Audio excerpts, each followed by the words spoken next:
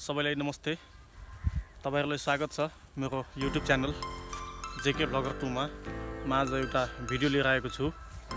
म हाम्रो गाउँको अहिले खेतहरु म भर्खरै घुमेर आउँदै छु।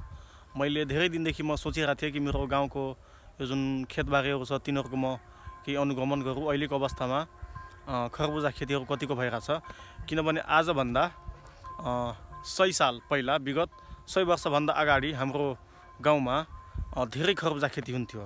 लगभग तपाईको 100 मा 80-90% चाहिँ खरबुजा खेती नै हुन्थ्यो पहिला हाम्रो गाउँमा। अनि त्यही भएर आजकल म अलिकति कम देखे, मैले अनुगमन पनि गरे। अनि अहिलेको अवस्थामा म तपाईहरुलाई म देखाउँछु। यो जुन देखिराख्नु भएको छ यो खरबुजा खेतीकै लागि यो खेत बनाएको हो।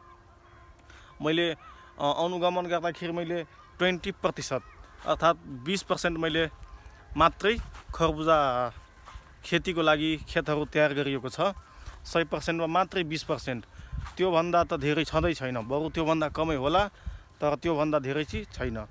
अब यो नहुनुको कारण मेन कारण चाहिँ मलाई लाग्छ नहुनुको मेन कारण के भन्छ त्यो सिँचाइ नै होला।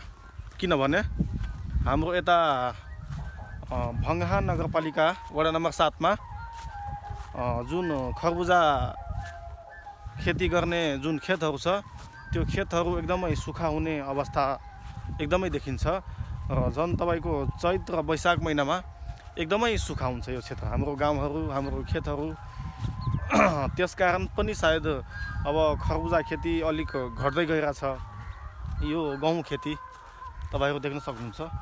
यो गहुँ खेती अब गाउँ नजिक भएको कारण यसमा सिँचाइको लागि त्यति गाह्रो छैन। तर उता तपाईको पारीपट्टिको जुन खेतहरु छ उतापट्टिको त्यो खेतहरुमा सिँचाइको लागि एकदमै समस्या हुन्छ। किनभने हाम्रो गाउँमा मूलहरु प्राय छिटै सुक्ने पनि समस्या छ।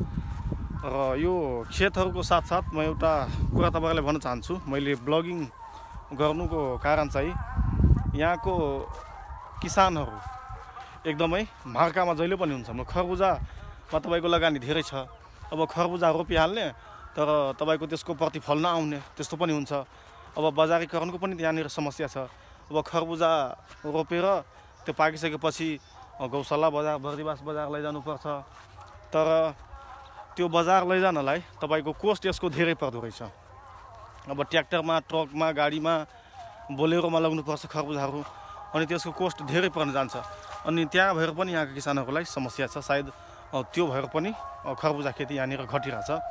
तर आज भन्दा 100 वर्ष अगाडि हाम्रो गाउँ मेघनाथ घरनाको मेघौल गाउँ एकदमै फेमस थियो।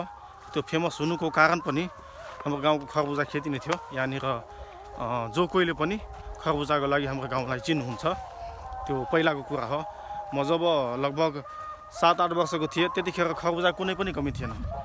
80-90% 90% खेतमा, प्राय सबै खेतमा नै खरबुजा मात्रै हुन्थ्यो। त्यो अवस्था पनि हाम्रो गाउँमा थियो।